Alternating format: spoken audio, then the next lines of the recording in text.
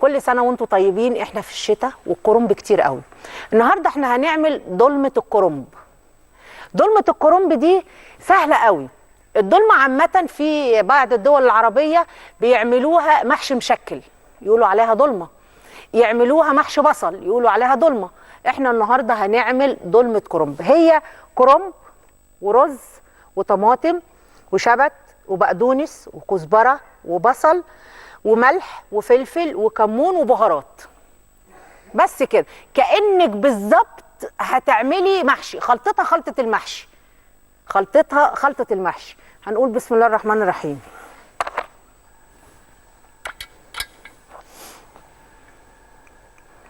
حطي شوية زيت شوية سمنة، يعني اللي تحبيه اللي انت عاوزاه. وهننزل بالبصل، ناخد معلقة كده اهو.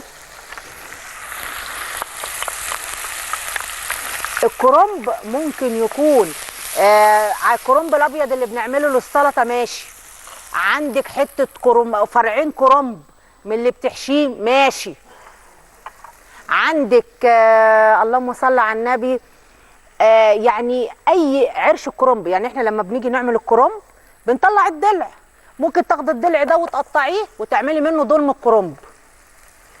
عندك كرنب من اللي انت بتحشيه ماشي، عندك كرنب من كرنب السلطه ده ماشي، يمشي معاها اي حاجه، اي حاجه من انواع الكرنب يبقى زي الفل. بس كرنب ابيض مش الكرنب البنفسجي، كرنب الابيض اهو كده.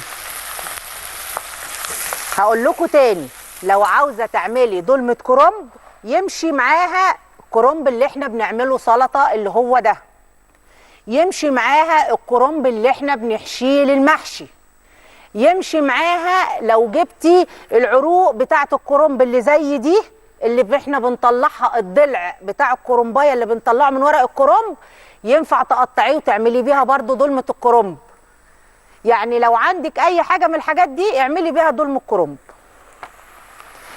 لازم البصل يتشوح كده تشويحه حلوه.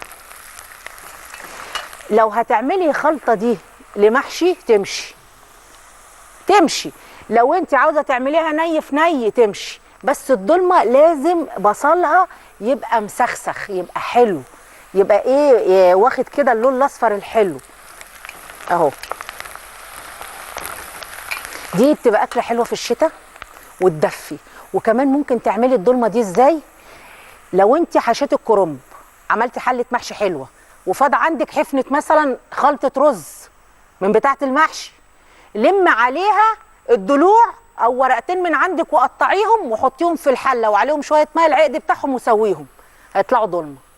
احنا كنا بنعملها كده زمان. وتنزل بقى اكله سخنه كده تدفي على طول. يا عبير، ست عبير، صباحك فل. ازيك يا قمر؟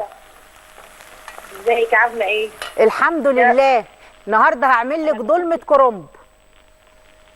كل حاجه من ايدك زي العسل. ربنا يخليكي يا قمر. قولي لي، انا كنت لسه بقول ان احنا نعدل في كل حاجه، الاعتدال. طبعا الاعتدال في كل حاجه لازم. كل شيء يزيد عن حد يتقلب ضد. وكل المثل كمان يقول لك ان كان حبيبك عسل ما تلحسوش كله. ايوه. شوفي، وادي احنا حطينا الفلفل وكل بقى التوابل، وادي شويه كمون ومعاهم الملح والبهارات ونغطي. أؤمريني يا قمر.